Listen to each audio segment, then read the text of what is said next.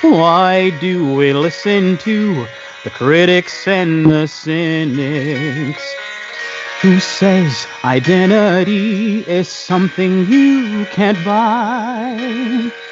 There's no serenity in living without feeling, without courage. We'll always live a lie. Brother, we were made to soar. Fly with me forevermore on a new horizon. Together we could seize the day. There's gotta be a better way on a new horizon. Alright, let's see. Since when did people grow afraid of color? Does anybody know what we're running from? Am I brave enough to stretch beyond my borders? I'm frightened of what I have become. Brother, can we break these chains? Harness fate and take the reins on a new horizon.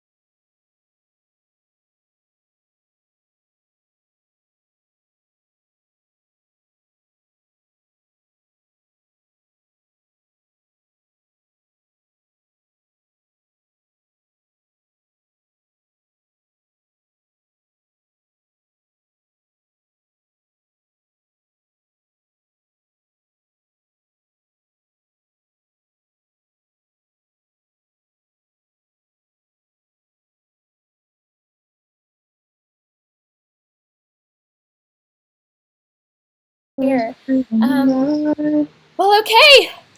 Well, okay. We are live. We're live? Yes.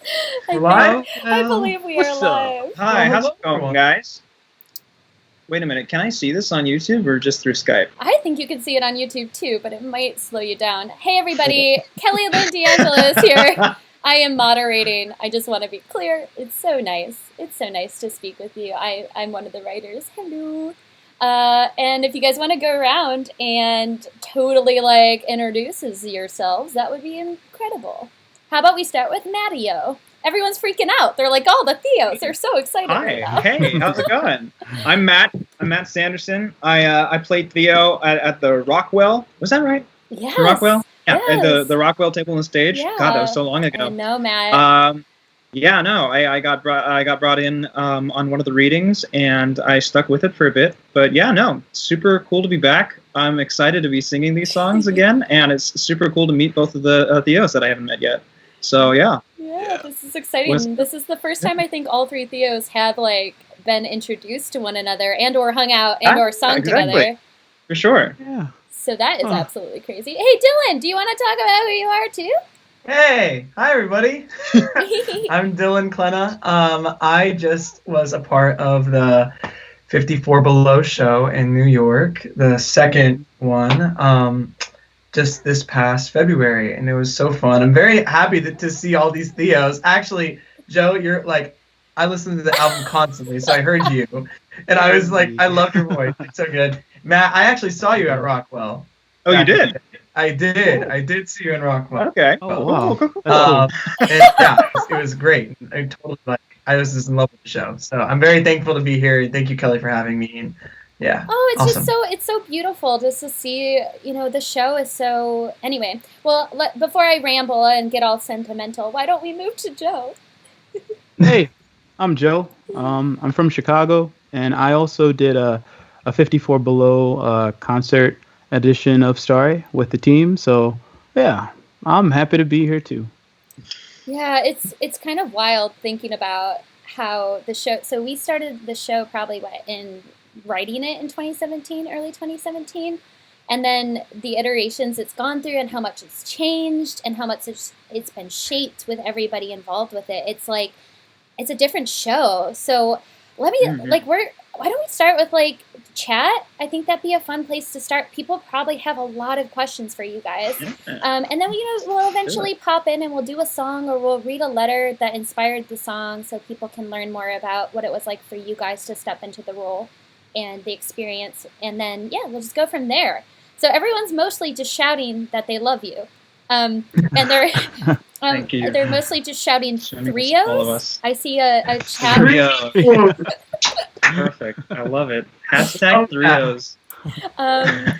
Yes, the threos. People are really excited to hear all three of you together too. This is really cool. Yeah, we have. Let me add to. It says I can add to the broadcast and feature one of the chats. So it's pretty cool as I go through this and downloaded it.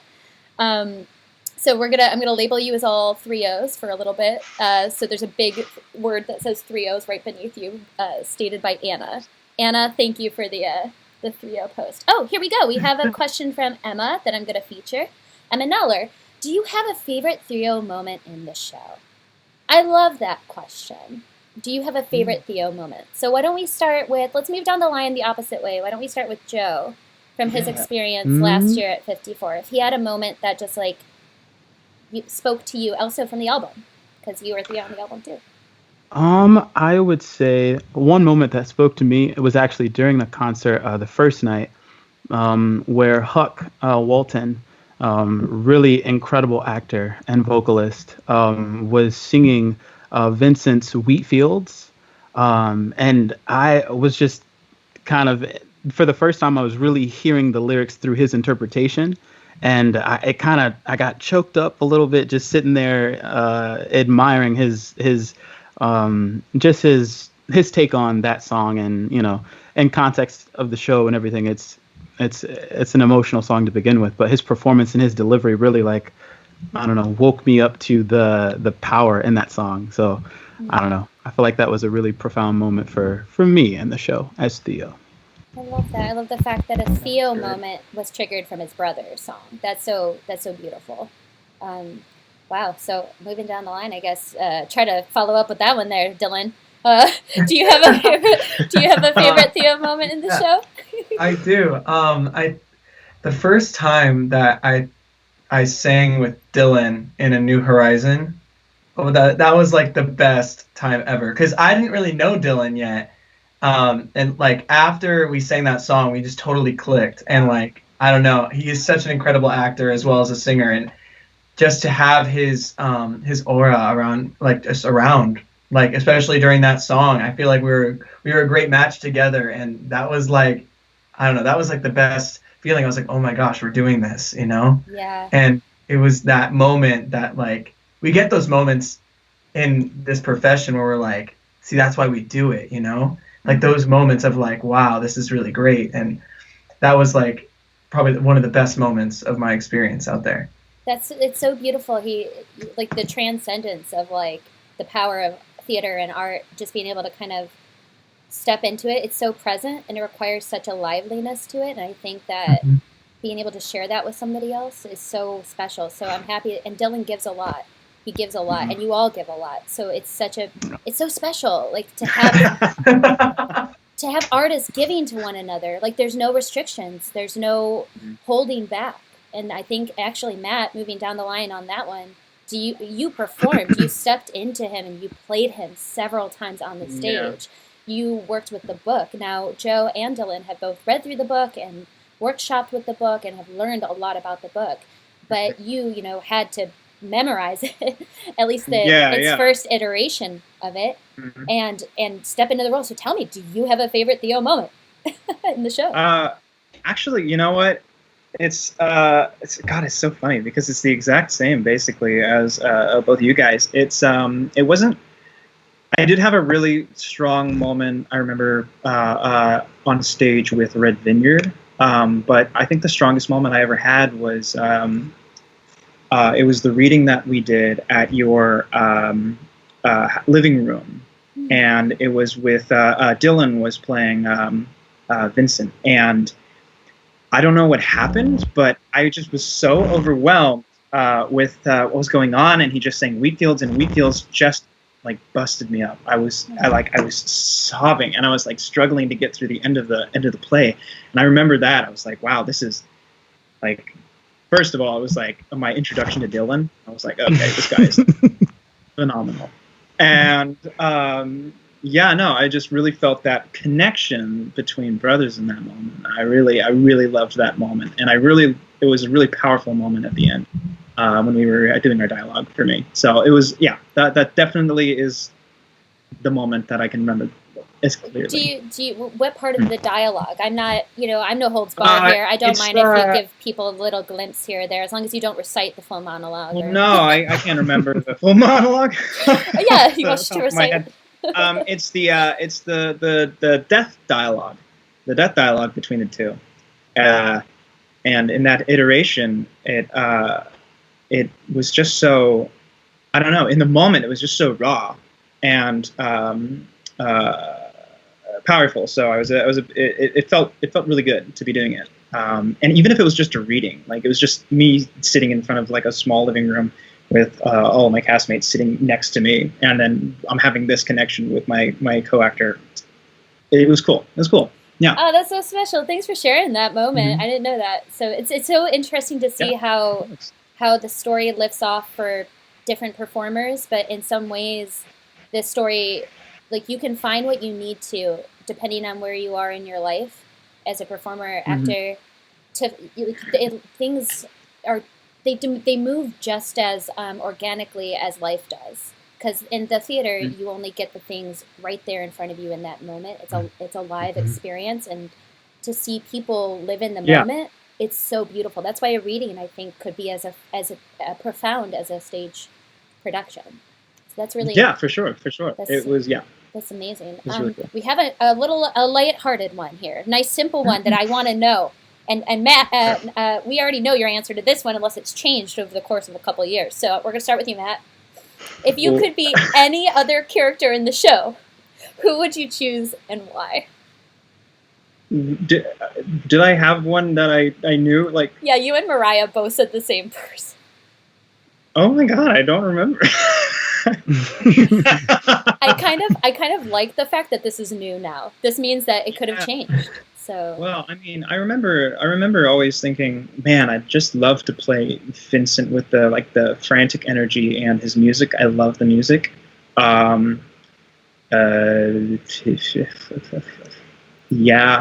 Gauguin would be fun as heck to play. That's what you said. That's what you said last time too. It's so straight up simple and fun. But you know what? Oh yeah, I can't take Jeff away from that one. Man.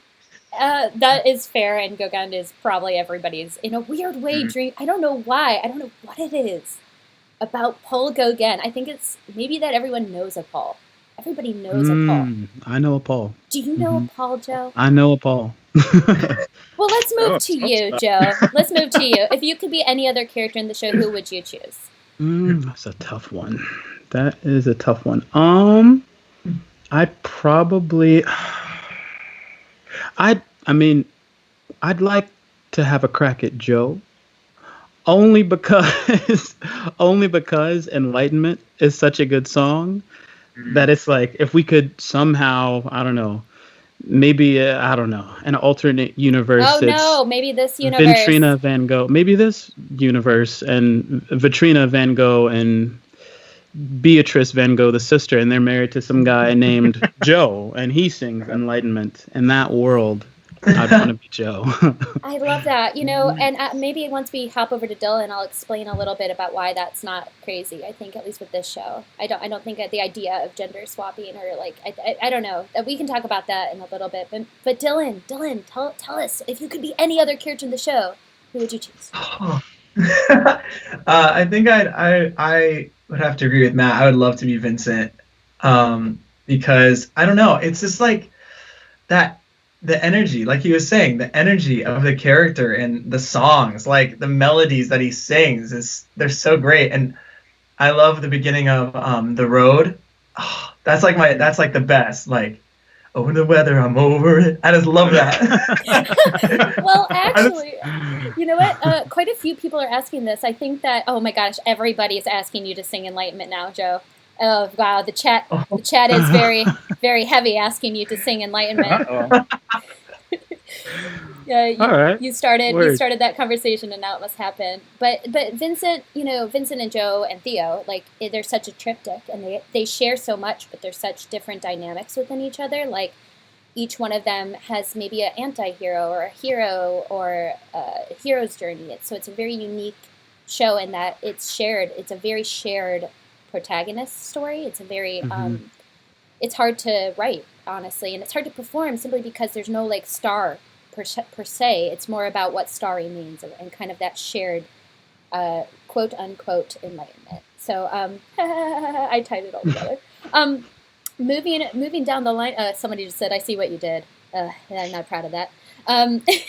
The show in itself, and you guys experience different versions of this too. The songs can be gender swapped. They can be sung by different people. I feel like in a dream world, this show isn't about sex or race. It is about a story of love and brotherhood and sisterhood, and on a non-binary level too. This is just about communing with the world in a way where love is really the answer. So Joe, if you want to be Joe, you can be Joe. Like if two women want to play Vincent and Theo, who's to say they can't be brothers? Who's to say? If they can sing it, who's to say? I think that the theater community and the world at large is opening up a lot in terms of what that looks like. And it's one of those barriers where like everyone's like, I want a female Gauguin. Mariah's always like, I want to be a female. I'll be Gauguin. I'll be Paul Gauguin. Like it's kind of nice just to see the fact that there is fluidity. So moving along, I'm glad you said all different people. I want to see you in all the roles. Let's just freaking do this. Let's just all Skype together and read through the show. It's so fun. All right, let's see. Maybe we're gonna take one more question, you guys, and then maybe we can do a song. I'm thinking, why don't we start with A New Horizon? That feels really like a really positive start to the sort of song sharing. What do you guys think? Hey, Kelly, I need a second to get the track set up. Yeah. So it might be better if we start with a different song, because I just have to finagle something. Figuring it out. There, my dear sir. So then how do we feel about maybe Dill? Dill, do you want to take on something after all, my dear friend? Yeah, it'll take me some time to get it ready. We're all patient. Another question. We are all so patient. We are fine with that. Oh, Mariah's in the chat. Say hi, Mariah. Hi, Mariah. Aw. All right. So why don't we start with as Dill is pulling up that sort of letter. Why we have quite a few questions about asking what it's like. We'll take this question. Where is it? Right there. What's it like working on an evolving show? It's a very interesting question. People are curious about workshops and new theater. Heck, I'm going to be honest, I have learned a lot in terms of new musical theater and how the heck to develop it. It is nothing like television and film. So it's been a real learn. It's for me personally, coming from TV film. A lot of you guys are TV film actors as well, but also come from stage. So I'm curious, what's it like? Is this your first new musical theater show that you've workshopped? And if not, what's it like working on new musical theater works like this? So why don't we start with Matt on the left, and we'll go down the road as Dylan's setting up. Yeah, no, it's it was my first workshop, and it's really interesting because when you're working on it, you have this piece of work that is probably going to change, and what's the most interesting is seeing how it will change over time, and even in the middle of working on it, how much it changes from the start to the finish. And there's a lot of it felt like there was a lot of freedom to kind of figure out exactly how to make everything work, and there was a freedom and a fluidity to it, which I appreciated, and that was one of my favorite parts about working on a new works, is that you feel like you're a part of this moving thing, this living, breathing, growing thing. So it was really exciting when I did it. Yeah, one of my favorite moments was us sitting in the back, and I was going to make those big cuts, and you just kind of were like, no, don't cut all of that. And I needed somebody to dial me back, because you knew the character, and you saw something that I wasn't seeing. So that really was special for, like, that's special to have in new works. That's a dialogue. Yeah. For sure. And in working on it, it was definitely growing with the character and learning my own personal connection with the character. So there was that dynamic as well. And cool stuff. Yeah, moving down, Dill, do you want to answer that question? What's it like working? I know Jordan. Yes. Jordan Funk asked the question, and I think I saw in the chat that they apologized for the typo. We know it's not evolving, it's evolving. We are going forward with that, Jordan. So, Dylan, what's it like working on an evolving show? Is this your first new theater work? Or It is. This is the first thing I ever did in New York too. So that was really, really interesting. And it was really fun. I've never gotten the chance to kind of develop a character and learn more about the character. And as the show evolves, I'm sure we all had different experiences with the way the character was. And I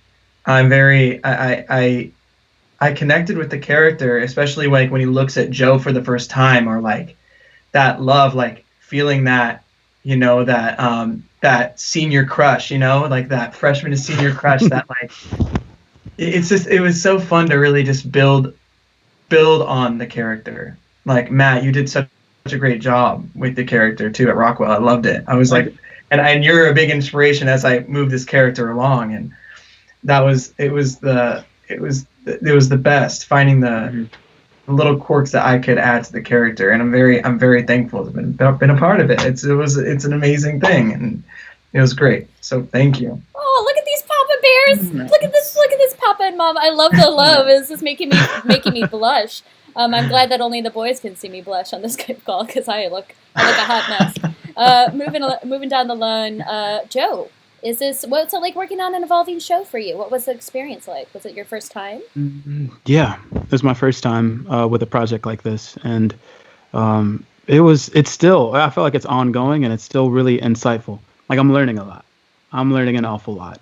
And I don't know, it's a lot of fun as well. Like, just being able to do things like this, like have a casual, jam session with a great track, and, working with Matt and everybody, Natalie, Clayton, everybody that's been involved with the show is so, I don't know, they work hard, and you can tell their work, I don't know, it's an inspiring, it's an inspiring experience to be a part of a team that works this hard. Oh, well, it's all because of the energy that people feed into it. It becomes, it becomes the spirit, right? It becomes the spirit of the show, and you all have stepped into the spirit of Theo. So it's so cool to see a show evolve, because it's like, it's something that is, nobody owns it. It has something that is so much greater than just one person. And that's so special, because it means that we're all building a collective of energy that's expanding to consistently stretch its tendrils and offer to people of all different backgrounds the chance to explore and experience it across the world, not just in America, hopefully, but we have people from around the world who this resonates with. So that's your spirit and your energy, and all of you guys evolving it to make it explode in that way. So thank you for answering that great question. I love that question. Well, moving along, why don't we take a moment and we do that song, Dylan? You down? You feeling good? Great. Good. So let's have you sing it. I'm going to put you featured. And then, boys, if you guys don't mind, just making sure you stay quiet while he sings, that would be great. Absolutely. Here it goes, Dill. No problem. You're featured.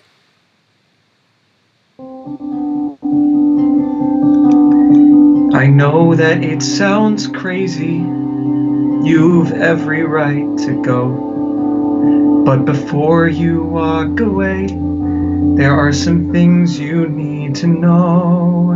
I've spent years building up walls, playing it safe, staying inside when I should run for my life before it's gone. My world is upside down, and no, it isn't a mistake. I've been sleeping for so long, now I'm finally awake. I'm here with open eyes, there's no writing on the wall. I thought I was lost, but is there something after all? Could there be a life full of riches, but not in the classic sort of way?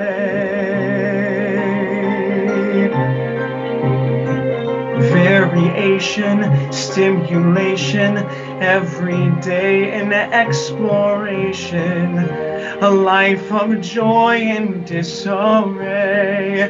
For this new world to begin, the old one must fall.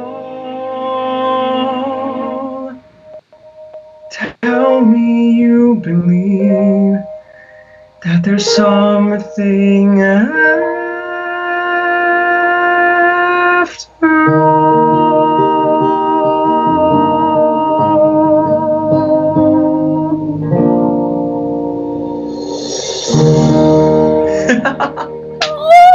Nice. Oh, people are freaking out.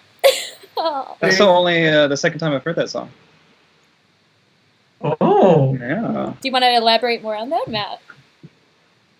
What? Would you like to elaborate more on that and why that's the case? The album? Oh, why you've only heard that song a couple of times? Oh, because it's new. Yes! Many Yeah. people don't know that. Many people do not know that, actually. I'm just confused. Yeah, no. I love it. Yeah, Matt sang a different song. It was, what was it called? Gosh, we've rewritten that song so many times. God, what was it called? Was A it New Way A to New Way to Love? Love? A New Way to Love. Yeah. A New Way to Love. Yeah. Oh my gosh, I love that. I forgot. Thank you, Joe. It was, that song is so, it's been shaped and shifted a few times around. We've actually written like 6 different versions of it. So Matt sang a different version than Joe did, and Joe sang a different version than what Dillion did. So it's kind of amazing to hear, the iteration. They talk about evolving, a show evolving. There we go. Look at that. Also, people are really, in the chat, they're noticing that there's lyrics. The lyrics are different than from the album that Joe sang than what Dill just sang. So to be clear, it has changed a little bit. We're still in workshop, and we're still playing around with different things. Dill threw in a couple of little songs here and there, little words in there too. Oh, yeah. Yeah, but but here's the thing, the show is changing, right? So you guys have all been part of it. Even when we were working together, the lyrics changed. Do you remember that? Yeah. Yeah. So it's kind of, so please be patient with us fans because it's changing. The show is consistently changing. So if you hear something different, it's because it's an organic performance and the lyrics literally might have changed. So beautiful, Dillion. Beautiful job. Nice job. Yay. Thanks. Yay. It was so beautiful. Do you want to read the letter too? Attached to the song? Because just so fans know why. I feel like I'm talking too much, but I'm trying to moderate the best I can. Just so fans know why. The reason that there are letters, we're doing letter readings, is because these letters inspired the song. So what I would love for us to do is have you guys read the letters and maybe talk about what you see in Theo or in the song or in the experience or in your life experiences, how the letter maybe resonates today. Because a lot of the time people put things in the past and they don't make it alive in the present. So I hope that maybe through the letters we can kind of make it feel more alive. So why don't you take it away, Dillion? Okay. Number 288 to Theo van Gogh, the Hog. Sunday, 26th, Monday, 27th November, 1882. All right. My dear Theo, this morning I had to go to the printers with my old man. Now I followed everything, the transfer to the stone, the preparation of the stone, the actual printing. And I have a better understanding of what I can change by retouching. Here with the first impression, not counting the one that went wrong. I hope to do it better in time. I myself am very far from satisfied with this, but, well, getting better must come through doing it and through trying. It seems to me that a painter has a duty to try to put an idea into his work. I was trying to say this in this print, but I can't say it as beautifully, as strikingly as reality, of which this only a dim reflection seen in a dark mirror, that it seems to me that one of the strongest pieces of evidence for the existence of something on high, in which Millet believed, namely in the existence of God and eternity, is the unutterably moving quality that there can be in the expression of an old man like that, without his being aware of it perhaps, as he sits so quietly in the corner of his earth. At the same time, something precious, something noble that can't be meant for the worms.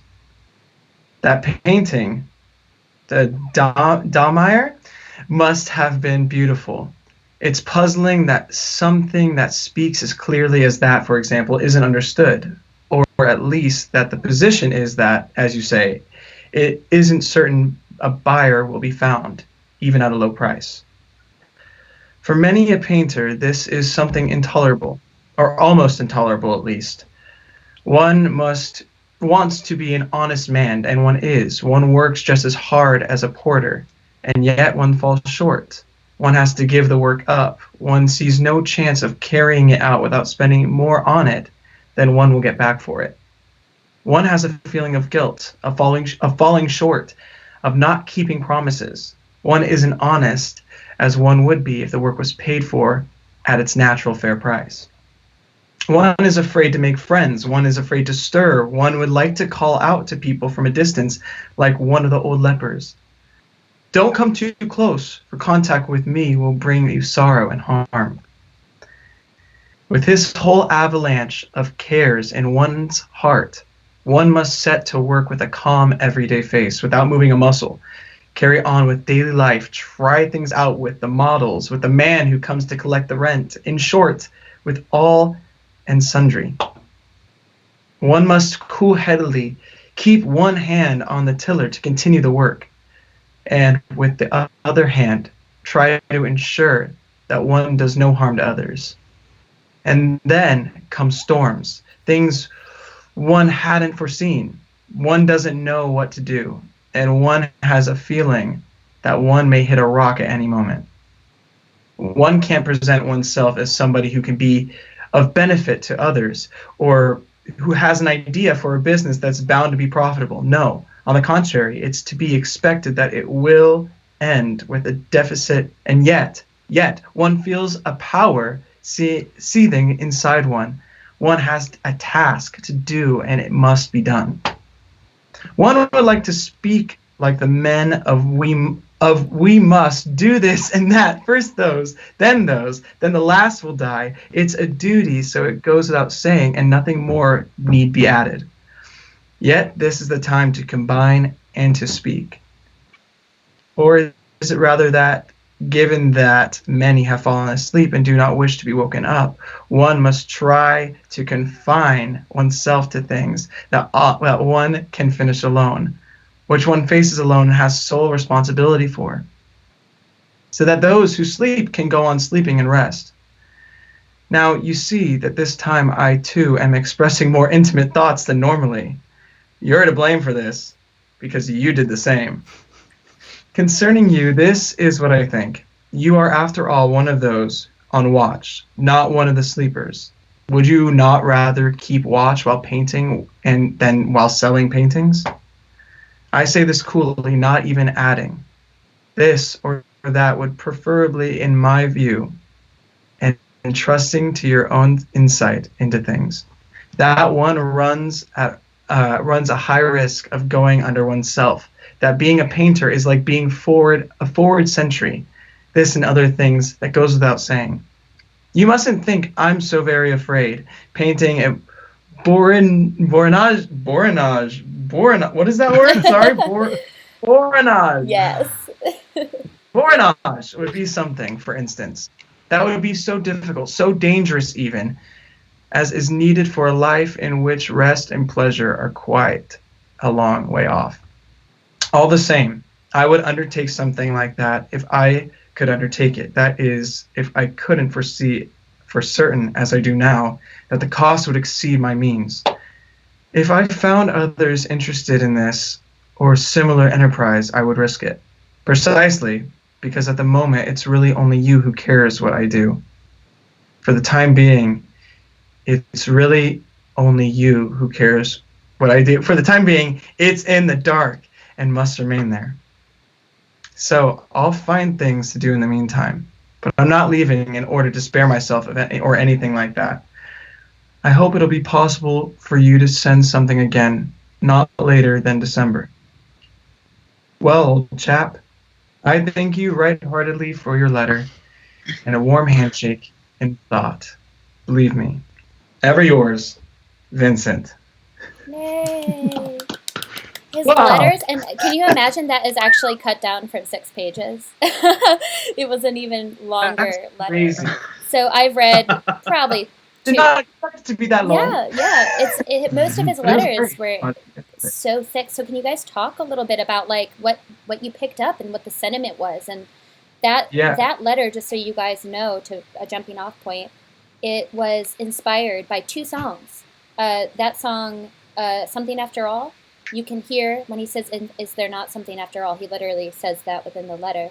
And then this one was also based very deeply on some of the themes on Threshold of Eternity. So if you guys just want to talk a little bit through it, I would love to hear your thoughts. Please. Oh, sorry. Go for it, Matt. Oh, no. Please, no, you go for it first. There was there was a place in this, it's towards the end, where Vincent's like, you're the only one who really believes in me. And like that's hard because, you know, towards the end of the show, Theo kind of turns his back on Vincent in some way. And it's hard to read this from the perspective of Theo being like, oh, well, it just kind of made me heartbroken for a second, because it's like this is the part in the show where it's like, this is on the threshold, right? This is where it comes in, and that's like, what do you do in that moment? Like, it's just it was just jarring to me, because I totally feel for Theo right now, and like, how do you go along and still have the strength for your brother when you know you've done something so terrible, you know? It's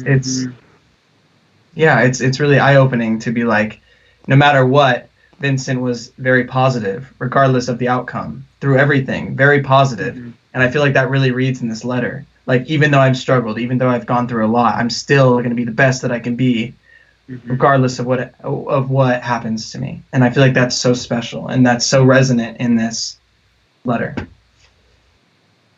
Yeah, I feel like he often went from these like paragraphs of just total utter frustration and like dark space to everything's gonna be fine.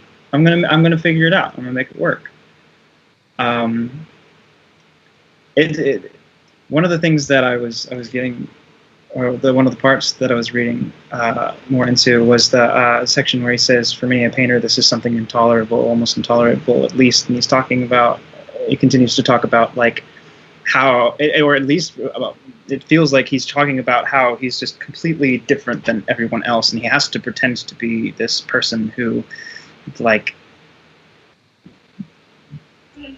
does everything with a like a cool head and a straight face. And it's, I don't know, that is something so interesting with the line, one would like to call out people from a distance, like one of the old lepers, don't come too close, for contact with me will bring you sorrow and harm. I can't even imagine like feeling like that as if that was yourself. It's like, and I'd feel like for Theo to read something like that and think, oh man, my brother is really going through it right now. Yeah, man. To It's, think these letters, deep stuff. yeah, to think on, Joe, also if you have any thoughts and kind of feelings in regards to the letter, please.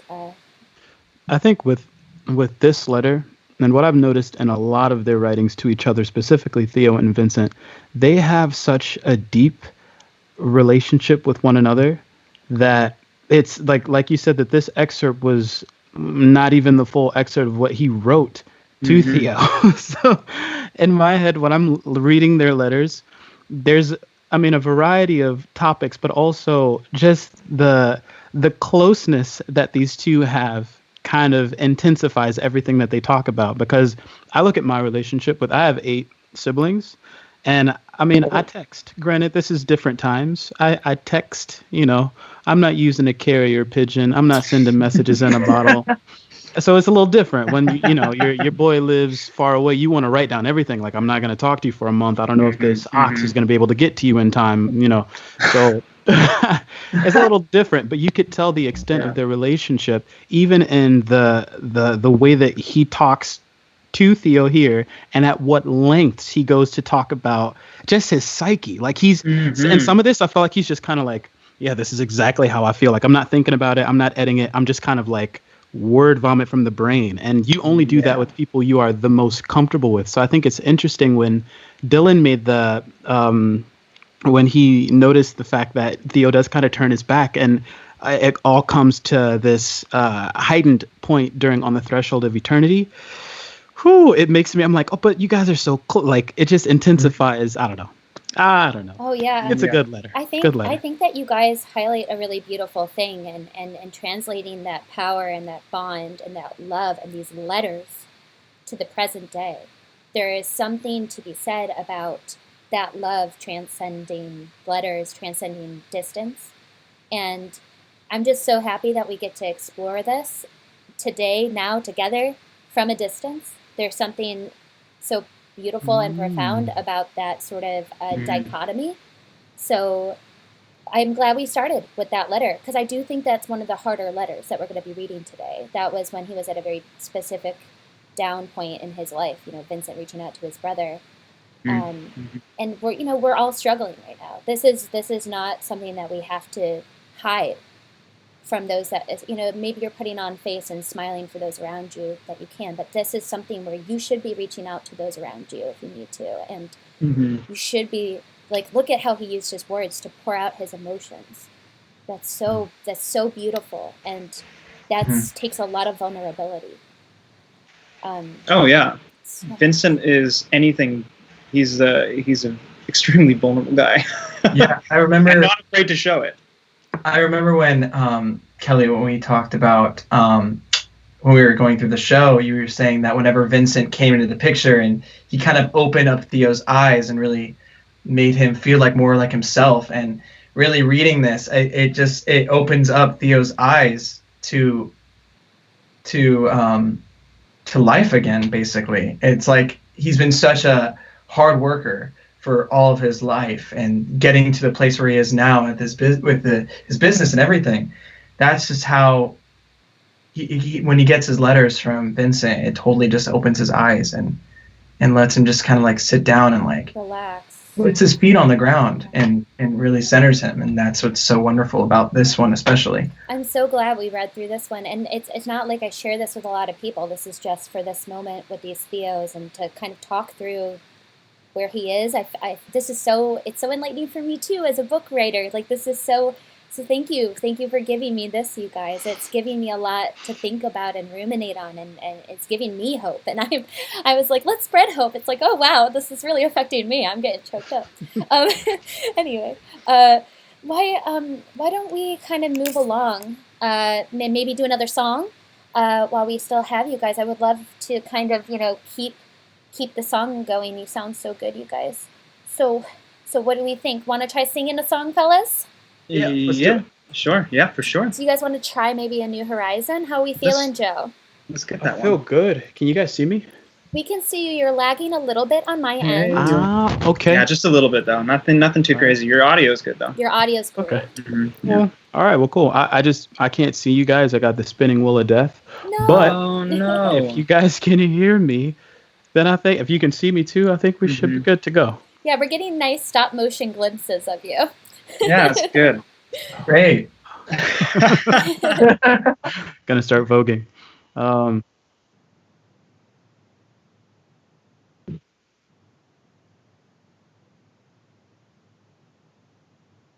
right, let's cue this up. do See it. if this works. This should work. Oh, sorry. Give me a second. There we go. I got it.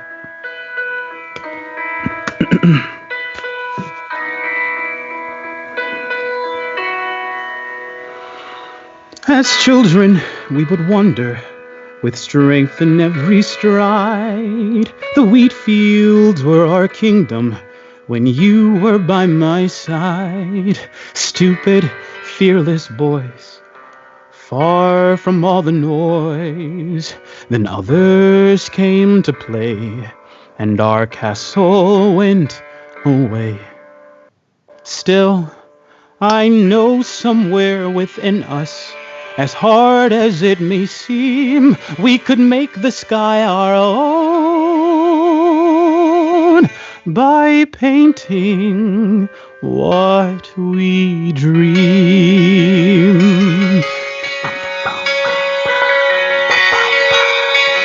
Since when did people grow afraid of dreaming? Since when did happiness become commodified? Why not liberate our imaginations? Create something substantial instead of brushing it aside. Why do we listen to the critics and the cynics who says identity is something you can buy? There's no serenity in living without feeling, without courage. We'll always live a lie. Brother, we were meant to soar. Fly with me forevermore on a new horizon. Together we could seize the day. There's gotta be a better way on a new horizon. Since when did people grow afraid of color? Does anybody know what we're running from? Am I brave enough to stretch beyond my borders? I'm frightened of what I have become. Brother, can we break these chains? Harness fate and take the reins on a new horizon. Together could we seize the day? There's got to be a better way on a new horizon. This could be our chance. Leap in the expanse, burning bright. Could we color past the the lines and and drop draft our own design? shines for for a freedom, future that soars of of freedom. freedom and life. Brother, we were We were born born with with wings. wings. We are We meant are for for greater greater things. things. Oh, And none to rise rise up. on. What What happens happens when two worlds collide? where is that great divide? divide. I I can see it. at new horizon Horizon. fading It's fading in the in the sky. sky. A new horizon.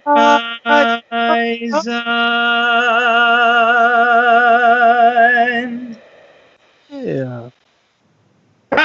Hey, you know what? It was awesome. That was amazing. People love it. There was a couple of lags, but people are still crying. Like we're getting all the tear eyes because they're like the harmonies. Oh, the light doesn't take away. It was so amazing. So yes, there was a little lag, but y'all fucking killed it. Sorry, I swore. Yay. There's children in the audience. You killed it. You did great. Nice. Oh, that was so special. And your smiles and seeing the two of you guys perform together, that was so magical. Oh wow. And Joe sang as Vincent, just so everybody knows. Some people we didn't clarify that, but Joe did take on the role of Vincent that time, and then Matt chimed in as Theo. So just a little insight for those who, it looks like quite a few people have not heard the song before. There's quite a few people in the audience who are not familiar with the music. Okay. All right. I did have a lyric flub there. I said freedom twice, but Hey, listen, I was just so into it. All right. Yeah. Hey, fine, man. And you can tell. Yeah. I said standing outside. We are having people screaming at you in all caps. You killed it. I'm sobbing. There's a lot of that right now. There's a lot of screaming. It's beautiful. Hey, what can we say? We're killers. Hey, in this new world of Zoom and Skype, we're making it work. Yes, there's one person who Figured it said out. the internet cannot handle how good and talented you all are, which is why the Yeah, lesson. there was for sure a moment where I absolutely could not hear you, Joe. Oh my Or god. the entire harmony section, I was like, all right, let's go. I think we're on. Is this right? There's one person that said the lyric flub was covered for you by the lag. So there was no flubbing, Joe. Yes. Yeah. I love that song because it's so hopeful and it's so do you guys want to talk a little bit maybe Matt, you can take the lead on this about where the song is placed in the context of the show and why it feels that way. Yeah, for me it was placed right. I don't know if it's changed, or I can't remember if it's changed. No, it hasn't. It's placed right when Vincent comes and visits. He's like, "Hey, I'm here," and then they have their song. Yes, they have a song called "This Is Great, Everybody" that is not on the album, and it's very fun. This is great. This is great. Yeah, but so that's happening. Vincent's totally crashing Theo's pad. He's like, "Man, I'm here, dude. What's up? Bet you weren't expecting to see me, but I thought you already knew." But yeah, no, it was. It happens right after that, and they have this moment where they share, and it's kind of like, all right, well, you're here. Let's get to work. Let's take on Paris together. Let's go for it. And it's like there's this weird kind of energy of I don't know what's going on. Are they okay? And oh, they're okay. How's it going to work out? How's it going to move forward? And so that's where A New Horizon is. And it's just this flowering of excitement and passion moving into all of the energy of Paris. And it's, yeah, I always really liked singing this song. I always really liked singing it on stage with everyone that I sang it with. And it was it's a big fun song. And it's a big let's go. New Horizon song. Yeah. People are requesting a summary of the whole musical by you, Matt. I don't think that they're satisfied. Perfect. I don't think that they're satisfied with the current. Everyone? Put me front and center. Let's go. It's funny because this song, I don't know, Matt, if you were a part of the very early iterations or had been a part of some of the workshops or seen a couple of the workshops. I saw one of the earlier ones at was it Pasadena? Oh, you saw the one in Pasadena. Yeah, so A New Horizon did not exist at that time. There was a different song there that was actually called Something After All. I'm fairly certain you saw that version of it. I must have, yeah. Which is crazy. That song, where A New Horizon is, was probably written about 6 or 7 times from beginning to end with totally different songs. And then we finally figured it out with that one. And we still made some small lyric adjustments, and there's not to say that moving forward it might change again. Who knows, right? It's a workshop. It's a musical and we're workshopping it. Yeah. But I think the spirit of what it is will remain, which is the positivity and that sort of like idea that you can build a better future with somebody, like with someone's love beside you, like the love of a brother, like Vincent. Yeah, for sure. It's so special. So who is going to maybe I would love for us to read the letter after that song too. Let somebody jive in and read the letter. That's that one? Yeah, is that you, Matt? Wait, no, that's Joe. Joe. That's New Horizons.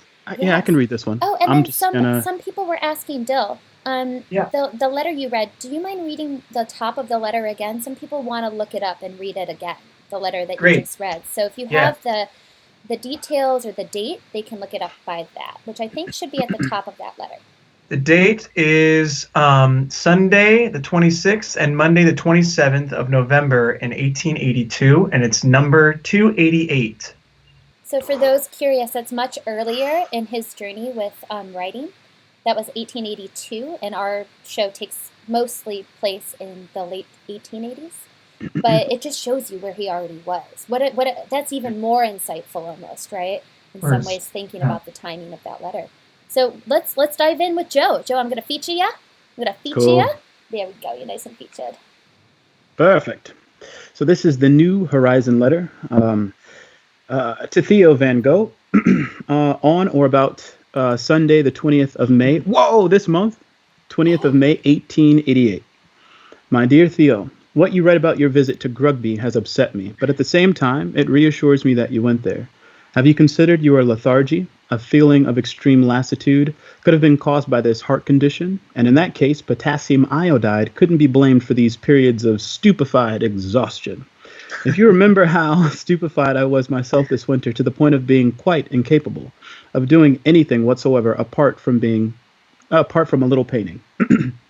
Now for myself, I feel fine here in that respect, but here, since I have work in nature, and if I didn't have that, I'd become melancholy. As long as work has some appeal for you over there and the impressionists are going well, that would be a great gain, because loneliness, worries, vexations, and the need for friendship and fellow feeling not sufficiently met, that's what's very bad. The mental emotions of sadness or disappointments undermine us more than riotous living. Us, that is, who find ourselves the happy owners of troubled hearts. This week, I think I've done 2 still lifes. A blue enameled tin coffee pot, a royal blue gold cup on the left, a pale blue and white checkered milk mug, a cup on the right, white with blue and orange designs on a yellow-gray earthenware plate, and a blue barbantine or majolica jug with red, green, brown designs, and lastly 2 oranges and 3 lemons. The table is covered with a blue cloth. The background is yellow and green, making 6 different blues or 4 or 5 yellows and oranges. The other still is the majolica mug with the wildflowers. I thank you very much for your letter and the 50-franc note. I hope that the crate will reach you in the next few days. For myself, I feel infinitely better. My blood is circulating well and my stomach's digesting. I found very, very good food now, which had an immediate effect on me. Have you seen Grugby's face when he pinches his lips tight and says, "No women"? It would make a really good Dagus, that face. I like that. But there's nothing to be said against it, because when you have to work all day long with your brain calculating, thinking, planning, business, that's quite enough in and of itself of your nerves. Just as my blood is returning to normal, so the idea of succeeding is returning to me too. I shouldn't be too surprised if your illness was also a reaction to the dreadful winter which lasted an age. And then it will go the same way as with me. Take as much spring air as possible. Go to bed very early because you'll need to sleep. And then food, lots of fresh vegetables, and no bad wine or liquor. Here for myself, I couldn't take very much, and it's not necessary here. It's just a stupefaction that's going away. I don't feel much need to amuse myself. I'm at the mercy of my passions, and I can work more calmly. I could be alone without being bored. I came out of it a little older, but no sadder. There is and there remains, and it always comes back at times, in the midst of the artistic life, a yearning for real life, ideal and not attainable. And we sometimes lack the desire to throw ourselves headfirst into art again and build up ourselves for that. We know that we are the cab horses and that it'll be the same cab we're going to be harnessed to again. And so we don't feel like doing it, and we prefer to live in a meadow with the sun or river, the company of other horses who are also free, and the act of a generation. And perhaps in the final account, your heart condition comes partly from there. It wouldn't greatly surprise me. We're no longer rebel against these things. We're not reassigned either. We're ill, and it's not going to get any better. And we can't do anything specific about it. I don't know who called this condition being struck by death and immortality. We can drag along must be the use of people we don't know. But you see, if we believe in new art and the artists of the future and the presentiment that doesn't deceive us, when we pericoret, it's a painter. Father Corot. Yeah. Father Corot, okay. When good Père Corot said a few days before he died, last night I saw in my dreams landscapes with entirely pink skies. Well, they didn't come, those pink skies, and yellow and green into the bargain, and impressionist landscapes. All this is to say, there are things one senses in the future that really come about. And we, who I'm inclined to believe are by no means so close to dying, nevertheless, the thing is bigger than us and longer lasting than our lives. We don't feel we're dying, but we feel the reality of the fact that we're not much. And that, to be the link and the chain of artists, we pay a steep price in health, youth, freedom, and we don't enjoy at all any more than cab horse that pulls carriages full of people who, unlike them, are going to enjoy the springtime. Well then, what I wish is you well as myself is to succeed in recovering our health, because we'll need it. There's an art in the future, and it will surely be so beautiful and young that really, if at present we leave it to our own youth, we can only gain tranquility. Perhaps it's too silly to write all this, but it's what I felt. It seemed like to me you suffered you suffer to see your youth going up in smoke, but if it comes back and appears in what we do, there is nothing lost. And the power to work is a second youth. So be serious and getting better, because we'll need our health. I shake your hand firmly. Ever yours, Vincent. Yeah, Joe. Yes. What a letter, right? Yeah. What a letter. It's letter 611, for those who are asking, to Theo van Gogh oral on or about Sunday, May 20th, 1888, just so people have the references they're asking. It always depresses me to read about when, like, the sickness, because you know that Theo's got the disease that's going to kill him at the end of all of this. And that's what he's dealing with. So it's like listening to them talk about this kind of stuff. I'm just like, oh no, they don't know. They have no idea. And how could they back in the day, you know? Yeah, and it's so... But man... Oh, right, that letter is so good. Yeah, and this period of time where he's inaural. Like, he's so poetic when he talks, when he's writing. And I was thinking about this near the end. I was like, man, he just had such a way with words. I'm like totally jealous. Think about that. Perhaps it's too silly to write this, but it's what I felt. Yeah. That's like what you say when you're like, it's like 2 a.m. and you're sitting on the couch next to one of your friends, and you're just you're thinking, man, you're just in it, and you're like, oh, I shouldn't be talking to you about this kind of stuff, man. That's just like how I feel. You're such a good friend, man. The reason I love that that particular excerpt is because it talks, and I think there were quite a few different selections I could have chose to inspire A New Horizon, but I wanted this one because it felt most topical. Because what he's talking about is your health and your suffering. Like, it seemed to me, you've suffered to see your youth going up in smoke, but it comes back and appears in what we do. So when we lose time, when we experience things and have illness, or we have things affect us, like the cab horse being pulled, what that really is a gift to inspire us to churn out something new. And I think that's what the beauty of A New Horizon is, right? It's like there's going to be a better tomorrow. There's going to be a better world built from the ashes of what we have now. I think there's something really powerful about that right now.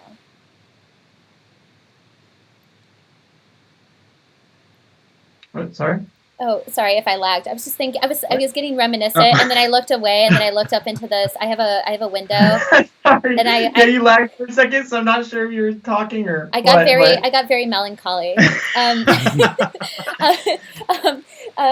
Dill, do you have any? Dill and Joe, like either of you guys have thoughts about that letter? Like Joe, you read it. You were internalizing it. Did something pop out to you? I do like that.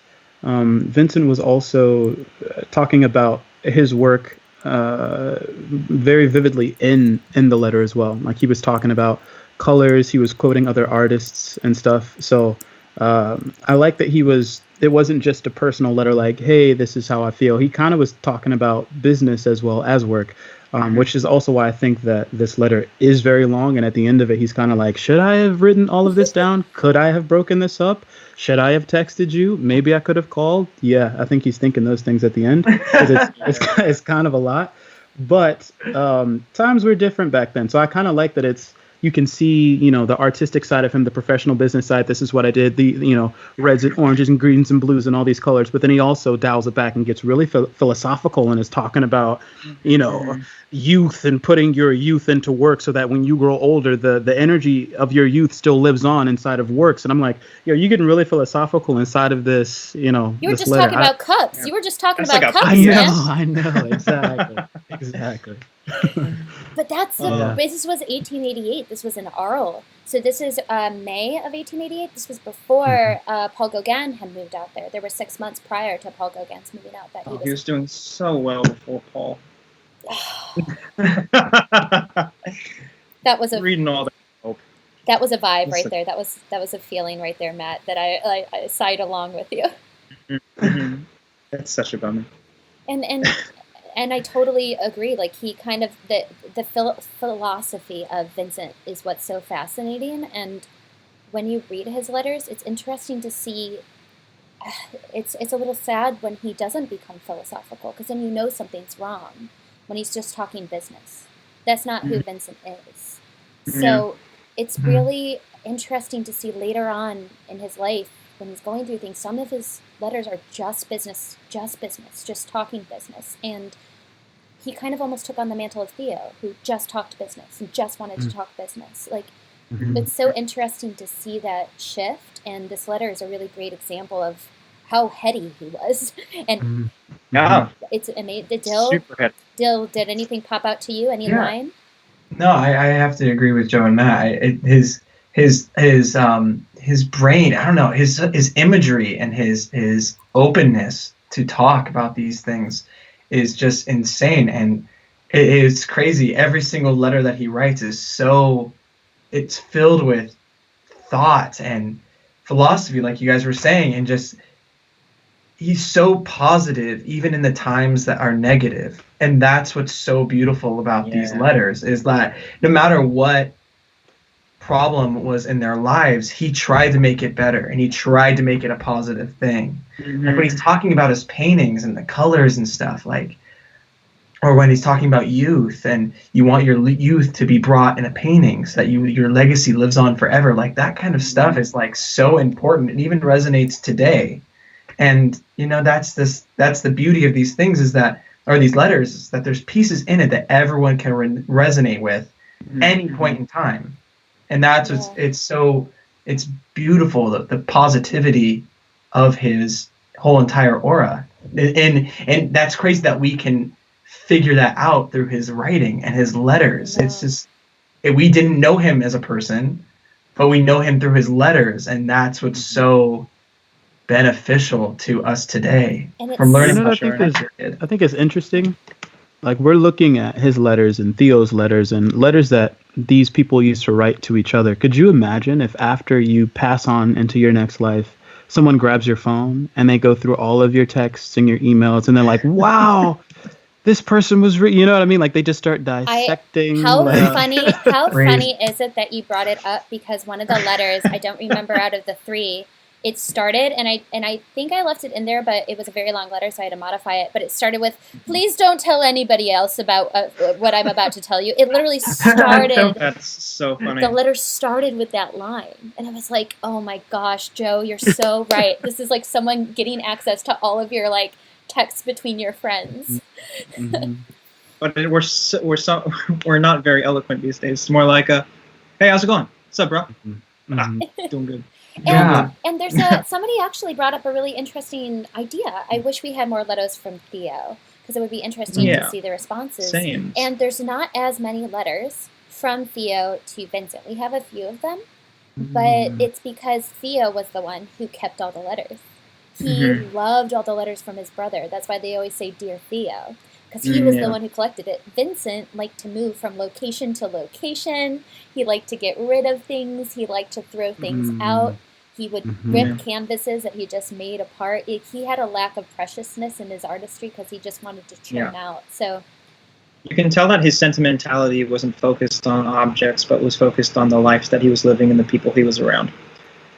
bingo. That's something that I really appreciate from like Vincent as a person, as far as we know, like who he is.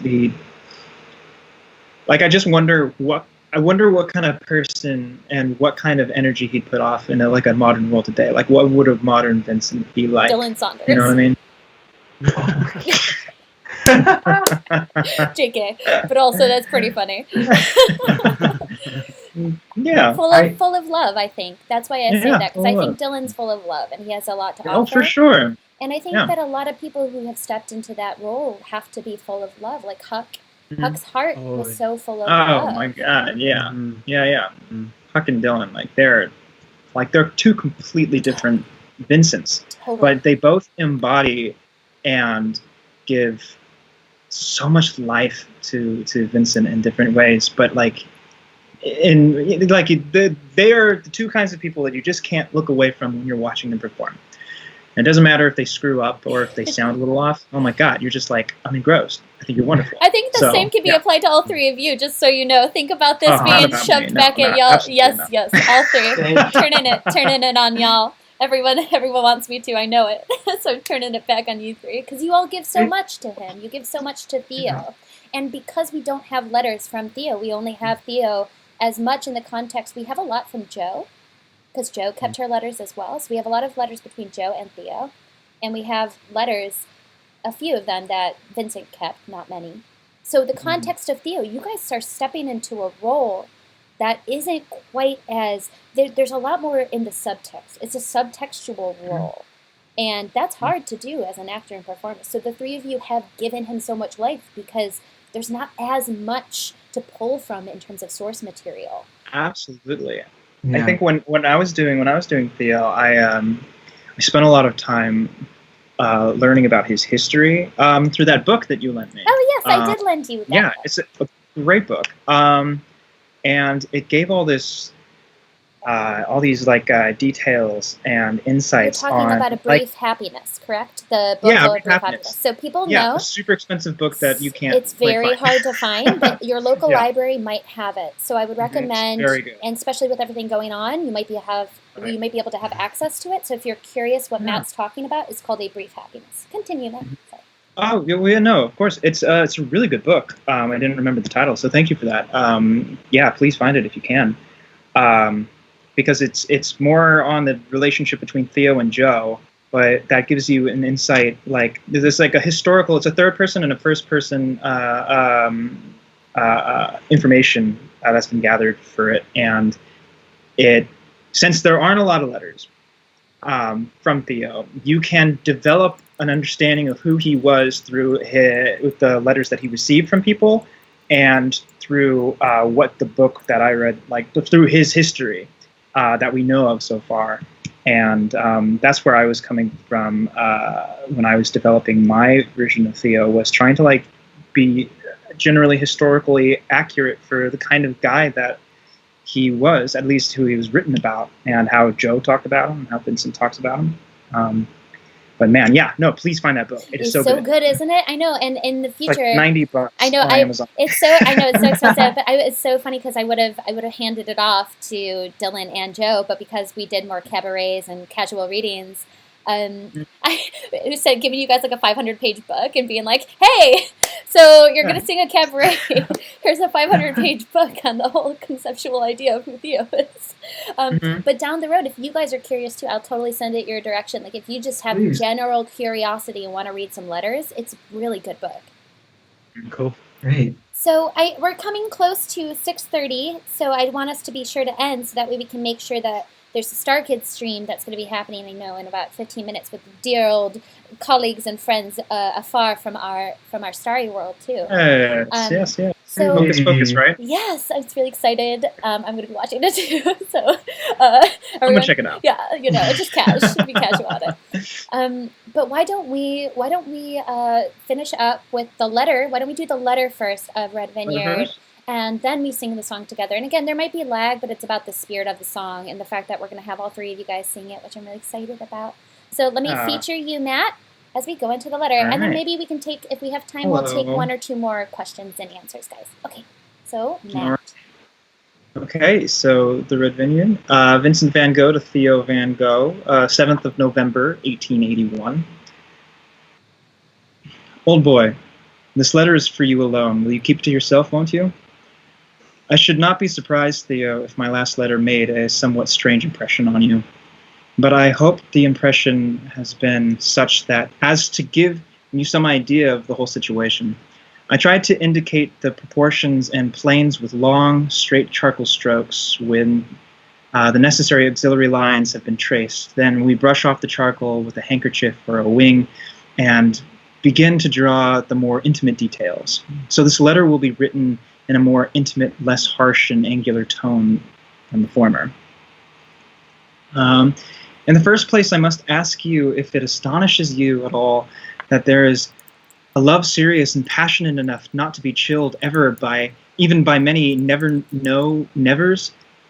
I suppose, far from astonishing you, this will seem very natural and reasonable. For love is something so positive, so strong, so real that it is as impossible for one who loves to take back that feeling as it is to take his own life. If you reply to this by saying, but there are people who put an end to their own life, I simply answer, I really do not think I am a man with such inclinations. Life has become very dear to me, and I'm very glad that I love. My life and my love are one. But you are faced with a never, no, never is your reply. My answer to that is, oh boy, for the present, I look upon that never, no, never as a block of ice which I press to my heart to thaw. Let those be melancholy who will. I have had enough of it, and will only be glad as a lark in spring. I will sing no other song but aim or encore. Theo, do you like that? Never, no, never? Indeed, I think you don't. But there seems to be people who like it, and perhaps unconsciously, of course, with the best intentions of my own good, they occupy themselves with trying to wrench the ice from my breast. Unconsciously, they throw more cold water on my ardent love than they are aware. I think that nothing awakens us to the reality of life so much as true love. And whoever is truly conscious of the reality of life, is he on the wrong road? I think not. But to what shall I compare that peculiar feeling, that peculiar discovery of love? For indeed, when a man falls seriously in love, it is the discovery of a new hemisphere. And therefore, I wish that you were in love too.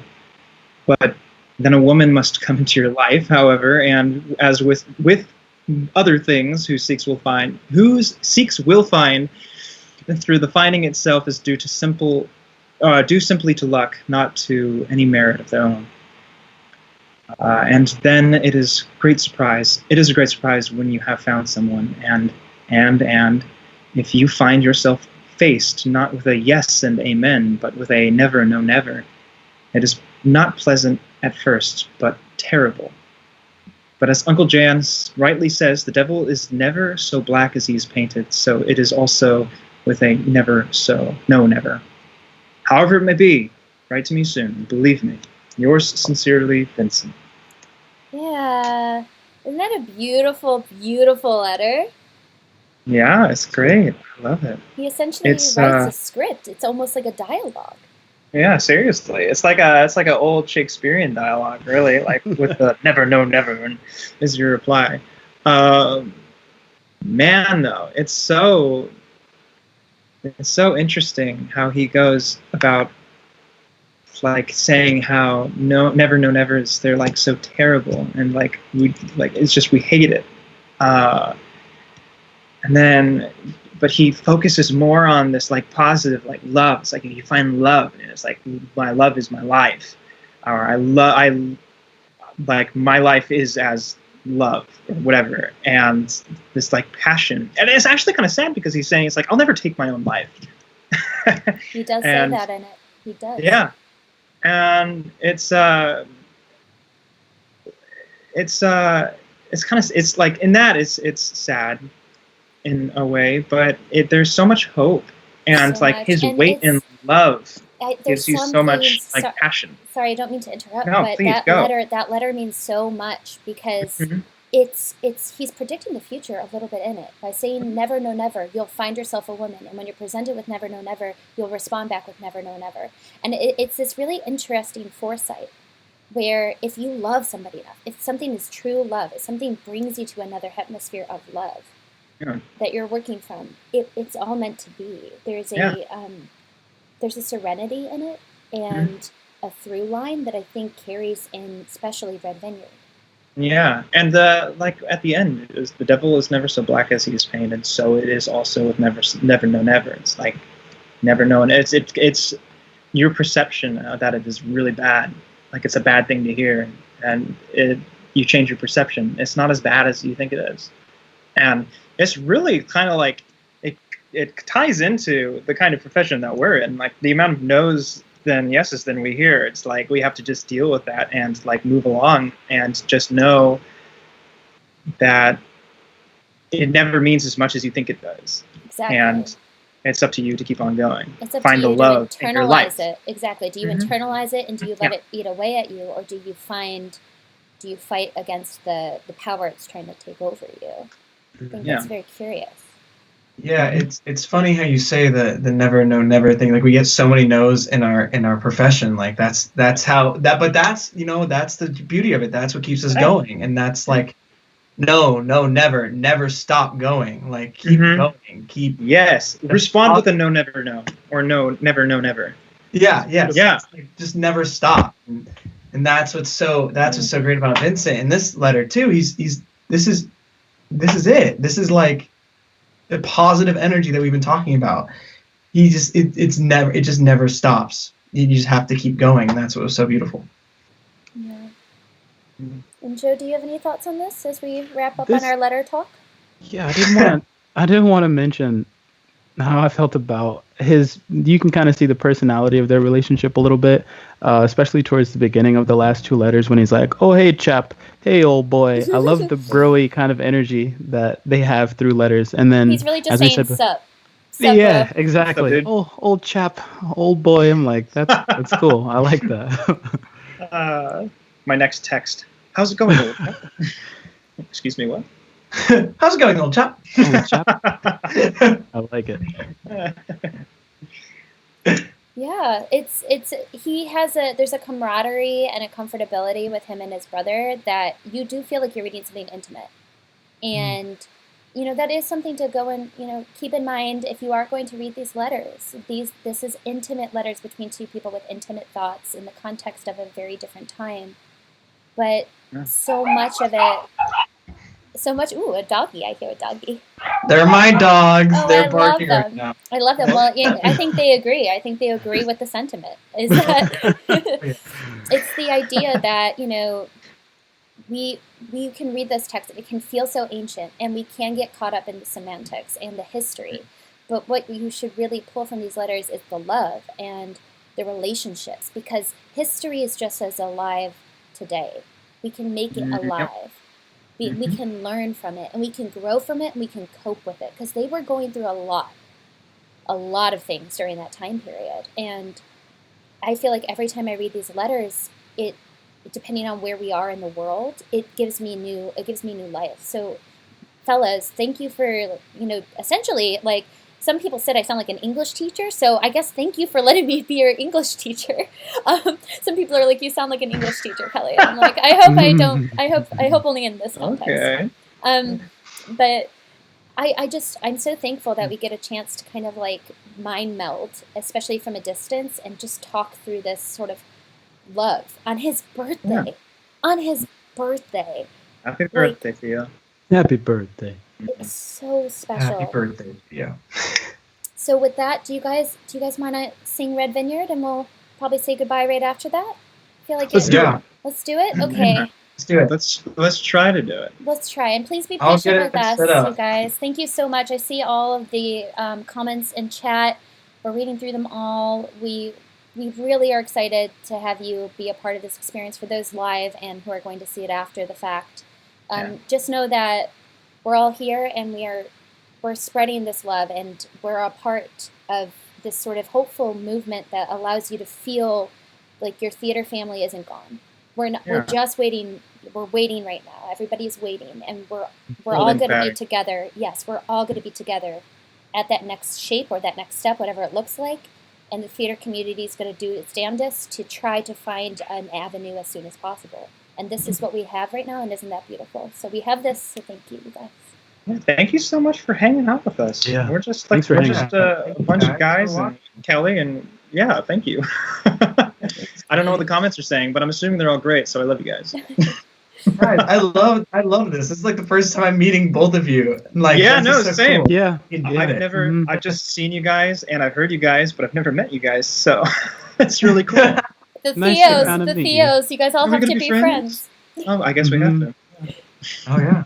This was all actually Three just a Theos for great life. ploy. It was a great ploy to force you to all become best friends. A very public I see. ploy. So if we become not friends, we become enemies. It's just bad news for all of us. But if you write a nicely No, worded go, letter, go. a nice long letter to one another, it'll all work out. Old chap, I'm writing you because. So yeah, I think Joe or is Dylan gonna play the song? I think It's Dylan's me. gonna. I have it. Okay, great. Cool. So All right. whenever you're ready, boys, take it away. I'm excited. Great.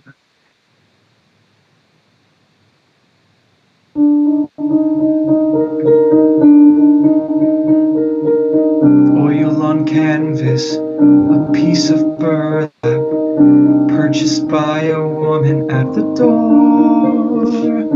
Out of intrigue or out of kindness, it doesn't matter what she bought it for. Oh, that your first sale would come from a study that showed a beautiful day of people working hard, of all things alive. Can't you see, older brother? A life spent learning to walk, finally starting to run. You have been vindicated. You had the answer all along. See it now. You making a fresh start. You move back to Montmartre. I can see it now. Surrounded by loved ones, you painting your godson. I can see it now. Your journey will inspire many other sisters and brothers. Oh, Lord Vincent. Carry me more than you'll ever know. I can see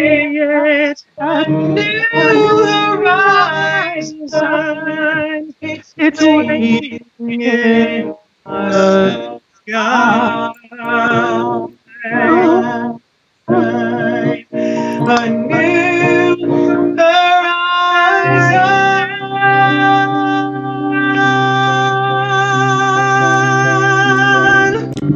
Yeah! Hey! You guys, we did it! Hey, we made it through. We did it! We did it! That was actually not as laggy. I mean, there was a beat or two, but that was beautiful. Hey. People are gonna cry. Oh. Live theater. Live theater on Zoom and Skype. Live Theater. from Skype. Broadcasted to everyone around YouTube. Yes, it's honestly like this is such an experiment in so many ways, but I can just feel the love coming and the power and the passion and your artistry coming through the screen, and everybody's shouting again. Everyone's shouting, "Get it! Oh my God, it was amazing!" Everyone's freaking out. They're so thankful, and I'm so thankful. I am so thankful for you guys giving this to us on Theo's birthday. So thank you. Well, thank you as Thank you well. for putting Thank this you. together. Thank Yeah. you. Mhm. Yes. Yeah. Can you Thanks guys- to all the Starry fans out there. Yes. Yeah. They're shouting amazing. I cried the harmonies from all of you. Like, you guys are amazing. You carried me more than you'll ever know. Oh, that's a sweet one. That's- Somebody just I said that. Oh, my heart. You guys want to just go down and maybe we'll start with Matt and just tell people Yeah. where they can find you, because some people might know and be familiar with your take on Thea and some might not, and then we'll probably say goodbye. Yeah. So Wait, they can find me? yeah, maybe if you have like a handle or if you're Yeah, active right. somewhere. Actually, this is kind of helpful because my my Instagram handle is not my real name. It should be though. My Instagram handle is hold on, I don't even remember it. Okay, my handle is Sanderson _ Thunderberg. You can inquire later if so inclined. You can find me at Twitter on at MattGibson92, and that's the most. Oh yeah, I have a YouTube. You can find me at Matthew Sanderson. There's a bunch of other guys, and I need to make some more music. Yes. But yeah, maybe you can find me. I have one song out, so yeah. Yes, Matt. Hey. Hey. And then Dylan, you want to give us your info? Yeah, okay. So my Instagram is Dillon, Dillon _Scott with 2 T's, SCOTT _Klena, Klena. And then my Twitter is Dillon, Dillon _Klena, Klena. Yeah, that's it. And I you should have definitely spelled mine out. and you have stuff. Dylan, you have stuff coming out too, right? You're going to be doing other live streams within the next week with different projects. Yeah, I'm doing a live stream tomorrow actually with this group named Broadway Nights, and we're supporting a great cause called Tara's Chance, and so that's gonna be on Facebook. I may post about it on the Instagram too, so keep a lookout for that. But yeah, it's a crazy time that we live in, so I'm very happy that we're doing all these little Zoom concerts and getting people engaged, especially in this art. This is like that's why I'm so happy that we did this, is because it's important for us to show our love. Sorry about laughing at you. I'm laughing at Matt's reaction to the word engaged. What? Oh no, I accidentally. What? He said. No, I don't know. I don't know if you guys heard, but I like burped really loudly, so they must have not heard. And so yeah, no, I was like spit-take. reacting to that. Yeah, I'm I not engaged. Engaged is a fine word. It's a fine word. Thanks. Please keep on Engage. Engage. Gosh. No, but thank you guys all at home, because without you guys we don't have this profession, so that's the most. And we have important. people. We also have You people in fuel us. chat spelling everything out. So take a look in chat, you guys, if you're looking for their handles. Thank you for taking this up. So great. Community working together. Community. And then I Joe, love do you want to tell us Joe. what you're up to? I know you have some exciting things on the horizon. Yeah, I've got a couple of projects I've been working on. You can find me on any social media platform, just Joe Viba. So Joe _ Viba, Viba. I'm also working on my first EP that's going to come out May 31st. So I have a music video that's going to come out on May 31st as well. And the music video and the EP are all centered around my first single, which you can find on Spotify, Amazon, Deezer. It's called Par with the Stars. So if you guys like stars and celestial vibes, which I'm sure some of you guys do, check it out. It's available now. I just released my second single, and now this one's an explicit single, so make sure that you have your parents' permission, sign off on that to give that a listen. It's a good song, but you can find me on any platform, Joe_Viba. Yeah, I'll be looking for you guys. Man, that stinks because I was really wanting to listen to that song, but I just can't. I can't. No, my mom will give me permission. Song. Yeah, no. Badly. I'll have to call her. Maybe she'll give me an exception. All right, that's the way to go. I'm at house with her right now, so Joe, I'll be listening at like midnight with my little headphones in, and I'll be like, "Oh, Joe's so good." She busts in the door. She's like, "What are you It'll listening?" It'll be a secret. No one will know. I'll just be like, "It's really my guilty pleasure to listen to Joe." I'll take it. Oh, you I'll goose. take it. I love the fact that we were able to do this. Hopefully it's the start, not the end. I did buy this whole program, so like it's a year-long program that I purchased, so might as well get use out of it, right? Right, you gotta use it. Yeah. Gotta use it. You guys are the best. I adore you. Thank you to everyone watching and sharing that love. It's like the fan base is amazing. You guys are just so supportive and so accepting of everybody, and it's so beautiful to see. So thank you for being a part of this. And you guys, thank you. Have a great rest of your night. Time to get to that Starkwood story, right? Yeah. Thank you guys. I love it. Thanks, I love everybody. it all. This has been great. Much love. Happy birthday, Much Theo. love. Happy birthday, Theo. Woo! Bye, everybody.